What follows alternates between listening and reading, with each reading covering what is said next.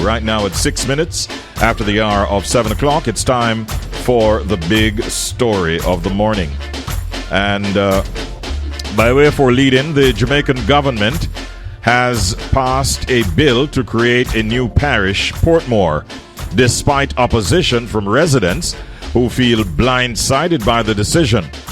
The new parish will include areas like Helsha Hills and Goat Island, but will exclude communities like Lake Spen and Limetree Grove. Residents are concerned about the lack of consultation and potential loss of their democratic rights. And I believe the opposition, People's National Party, are also feeling quite aggrieved at how this matter has been handled. We heard of a walkout of Parliament yesterday, and so this morning we're very pleased to be joined by my brother and friend, Fitz Jackson, Member of Parliament for St. Catherine Southern. Morning, Fitz. How are you doing, my brother and friend? Morning, Richard B. Morning again. A little while now. Yes, it has been. To your listeners. It has been a little while, but it's always a pleasure to have you on the program, Fitz. Every time. Yeah, man. So things got bubbled up to a boil yesterday to the extent that the opposition walked out of Parliament. What was the trigger that made that happen?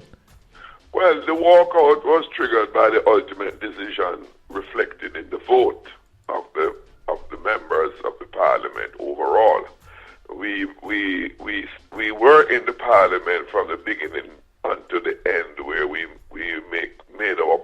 sought to make our points as to why the bill was a bad bill, a wrong bill, an unfair bill, and an undemocratic bill. And it's a bill that has the effect of reversing and turning back all the political gains, or all the gains we have made as a country in containing and preventing political tribalism and violence in the country over the past 4 to 5 years. And in that I make reference to the creation of the Electoral Advisory Committee in 1979, subsequent to the violence that prevailed from the tribalism, where incumbent parties that form government twist the electoral system to create advantages for themselves and disadvantage for the other side in the political arrangement. That was the essential goal of the Electoral Advisory Committee, now the Electoral Commission of Jamaica. Yeah. Now, what the bill, and first before I go further, I must make the point. We have consistently indicated that the Portmore Municipal Council, municipality, as it is, one, it was never created by the People's National Party government in 2003.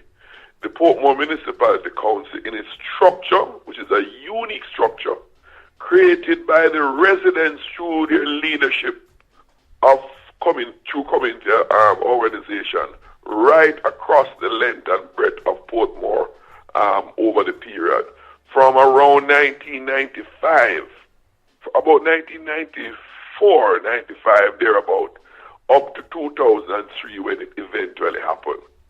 Over 8 years of lobbying and consultation, and mainly consultation by the community's leaders, the members of Portmore, who sought to have their own municipality created in the same form that it is, which is very different from the rest of municipalities throughout Jamaica. How is it different, particularly? First of all, it has all the governmental authority and independence as any other municipality across the country in any of the other parishes. But what is unique about it, it also, by law, by statute, establish a place for non-elected citizens associations, citizens group in Portmore. No other municipality in Portmore has that.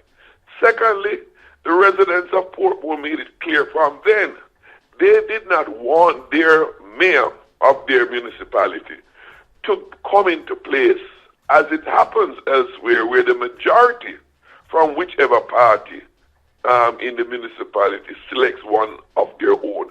They wanted to directly elect their own mayor. That was provided for as they demanded, requested, and the PNP facilitated that. Thirdly, they say acknowledging that the boundary would change subsequently because it was a convenient boundary that was created to make sure that the municipality was in place for the 2003 local government election.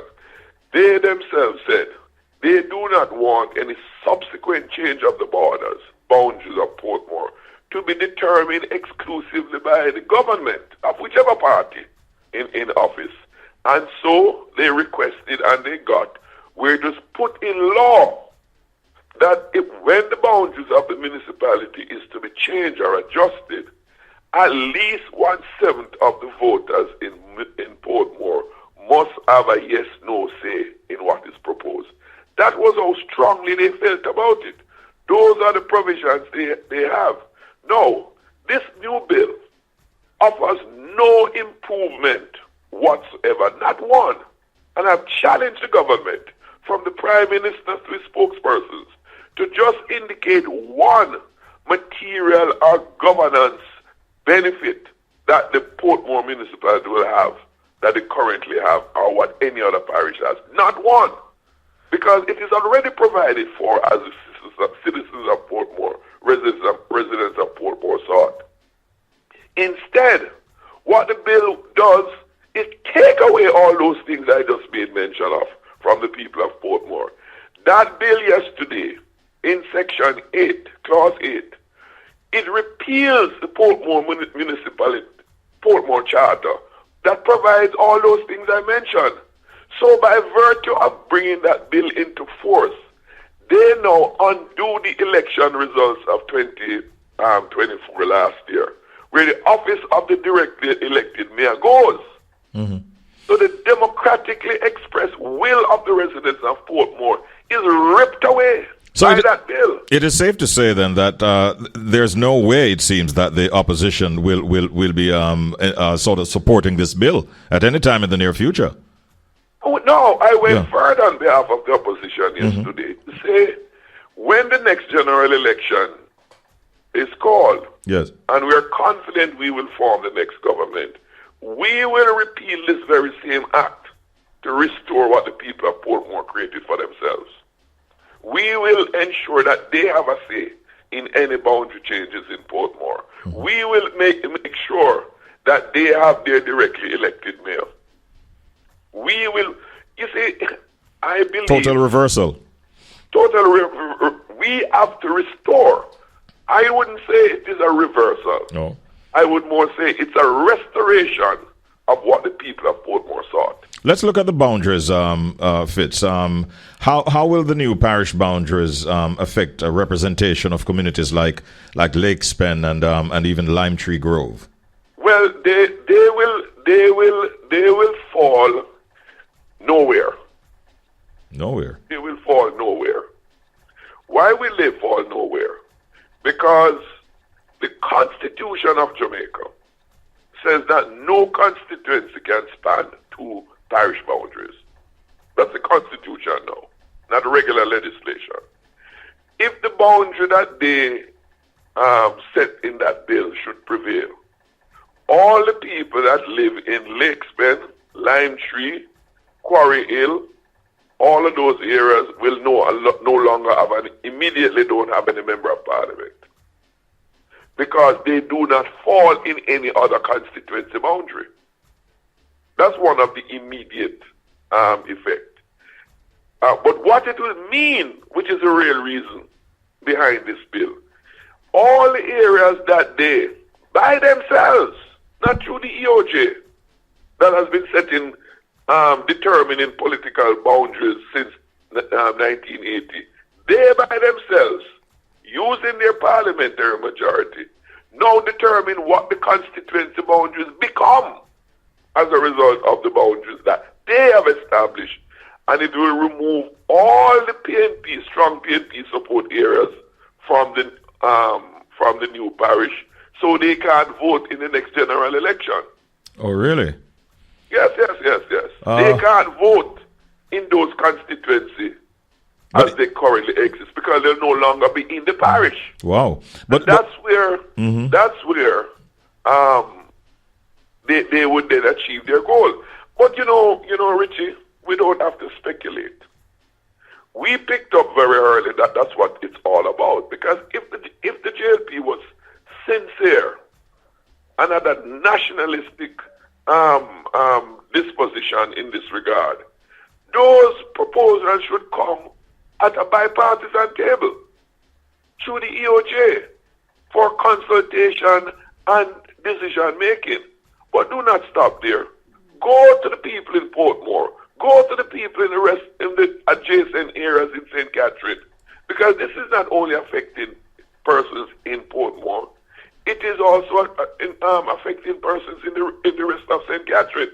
What is important to note, when the Portmore municipality was created in 2003, it's a unique creation. Yes, it's very different from the rest. The people of Portmore knew that. Not the PNP knew that. The people of Portmore knew that. How was it different from the rest? Unlike the KSAC, remember, we have two parishes in the KSAC, as we call it. Yeah. Kingston and St. Andrew. Right. For convenience of both parishes, they have one municipality. One for two parishes. If you should follow if there's a logic to be followed by this government, that should be split in two municipalities. Kingston should have its own, and St. Andrew would have its own. But they are not preoccupied with that, because there's no political gains to be made. In Portmore in 2003, yes, the people of Portmore never said they didn't want to be a part of St. Catherine. What they said and they got is that they want their own municipality to administer over their local government issues separate from the rest of the parish. That's what they got. That's what they have.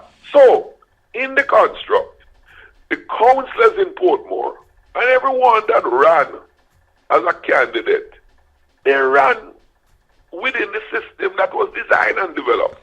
As it is now, Fitz, as it is now, what do you understand to be the next steps in the implementation of the new parish?